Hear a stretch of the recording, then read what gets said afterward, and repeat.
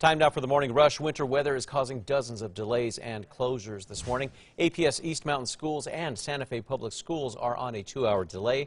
Carlsbad Public Schools are closed. We have all of the delays and closings scrolling at the bottom of your screen throughout the morning. You can also see the full list at KRQE.com. Erica.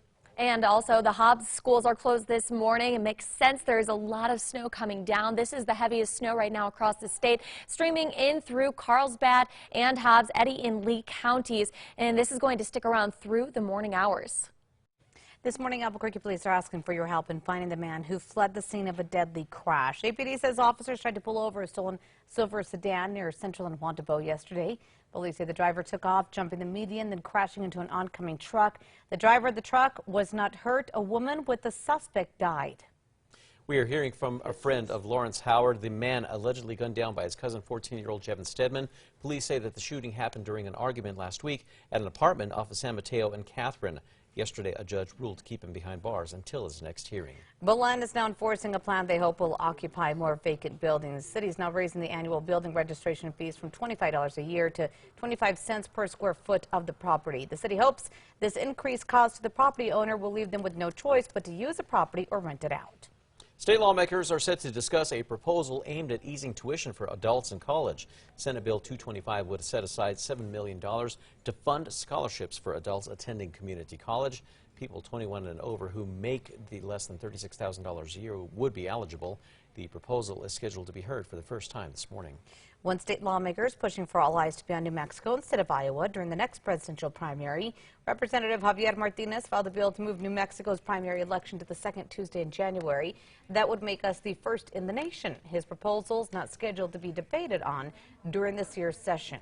Police are looking for the man on video who got away with an empty cash register from a Garcias restaurant. Surveillance video at Garcias Kitchen on San Mateo shows a man break in and then steal the register, causing $4,000 in damage, happening yesterday morning. Now, before taking off, he also stuffs his pockets full of bizcochitos, and it turns out the register was empty. And here's a look at the Metro Threat Index for today, keeping that at a moderate 4. We do have very, very cold temperatures this morning. It's bitterly cold, and it's going to stay cold through the day, so make sure to bundle up. Also a chance for slick spots on the roadways. Albuquerque police are asking for your help solving a murder by asking residents if they remember seeing a certain car. On January 21st, police say a white Hyundai Sonata with tinted windows was stolen near Bridgewater in northwest Albuquerque. 5 days later, they say that car was used in the murder of Benjamin Moore, then left burned nearby. State Senate Judiciary Committee will be hearing a bill that could put more funding into county and local law enforcement. Now, if the bill passes, $100 million will go to the Department of Public Safety.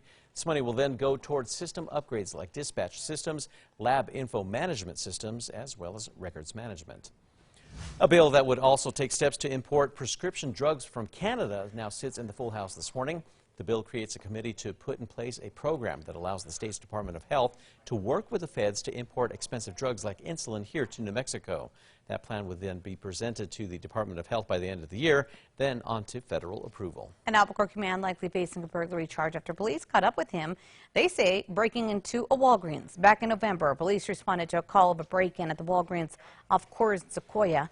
On scene, they found 30-year-old Isai Smith, who they say had a bucket full of booze in his hand. He led officers in a foot chase, but was eventually arrested. Happening now, the Pueblo Film Fest is accepting submissions. The Indian Pueblo Cultural Center's goal is to spotlight Native American filmmakers and actors.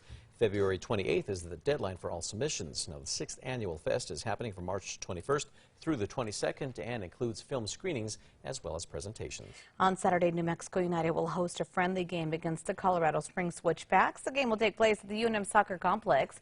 There are 2 new coaches on United staff as well as new faces on the roster. Kickoff for Saturday's game set for noon. The regular season starts in Austin March 7th. A New Mexico farm is now getting help raising a rare breed of sheep. Terra Patre Farm is the home of the New Mexico Doll sheep, and it's now working with the state's beer industry, including 377 Brewery and Steel Bender Brew Yard, to use the nutritious spent grain from the brewing process now as feed for the sheep. The farm says it's a working relationship that is New Mexico true.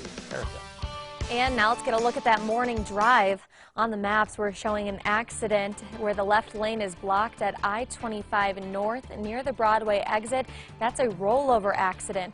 And here's a look at Tracker going south on I-25 near Montgomery. Those roads looking clear, but we could have some icy spots.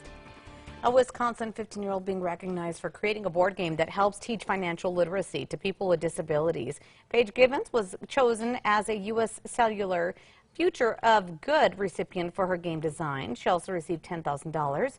Paige says she wants to use the money to make copies of her game and give them away to teachers in her area.